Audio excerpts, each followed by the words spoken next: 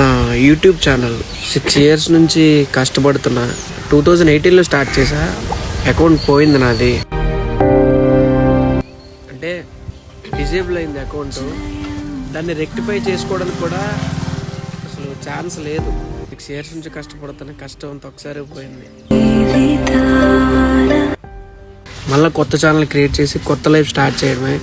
అలా పోయిన నా సబ్స్క్రైబర్లు అందరూ ఆ దేవుడి దయ వల్ల నా కష్టానికి, నా హార్డ్ వర్క్కి కొద్ది నెలల్లోనే మళ్ళీ బ్యాక్ వచ్చేసారు. చాలా అంటే చాలా హ్యాపీగా ఉంది.